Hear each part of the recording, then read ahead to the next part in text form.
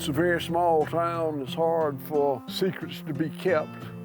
And when I heard that one of my neighbors was selling his multi-generational farm to a solar voltaic company, I was really saddened by that.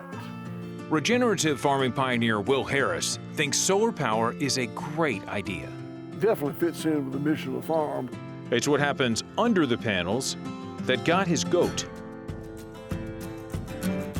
A lot of mowing, a lot of chemical herbicides, a very unnatural situation. Or, in this case, got his sheep. My dad said, you know, I have always thought that grazing, small ruminants underneath solar panels is a really good idea.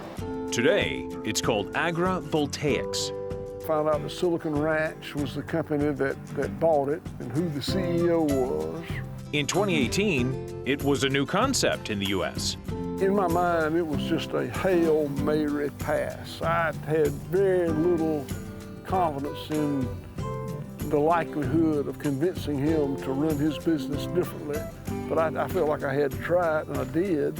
That conversation led to a completely new understanding of land management under our solar arrays.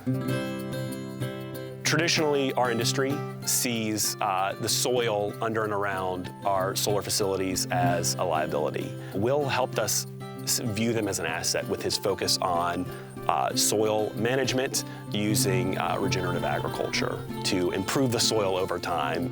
Is the sheep the perfect animal for this? The sheep, ruminant animals are the perfect animals for this sort of conversion. These solar voltaic arrays are not designed to be grazed under. And my cows would tear them all to pieces, and my goats would tear them all to pieces. But the sheep are the right size and gentle enough that they happen to work well. That's just very fortunate. A natural system, a natural ecosystem, animals graze the grass, biodigest it in that rumen, turn it into feces that is just microbe food.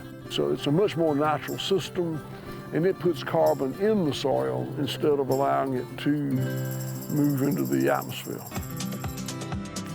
How big, how expansive is this place? So this solar farm is on 1,200 acres of land. It contains 355,000 solar panels. How many homes will benefit from this? So this is 102.5 megawatts, and that translates to roughly more than 16,000 homes powered annually. Utility-scale solar power requires vast amounts of land. Come on, let's go!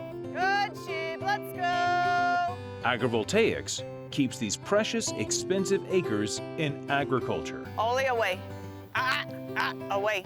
Away. Good dog. It's that easy. Bridget Hogan came to White Oak Pastures as an intern. Sit. Sit.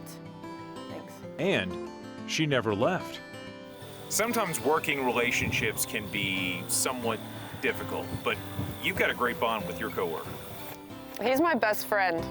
He helps in 100 different ways out here. He not only helps with moving the sheep, but he really, good job, keeps morale up on those long, tiring days when the work is hard. If he had thumbs, I probably could replace a couple people.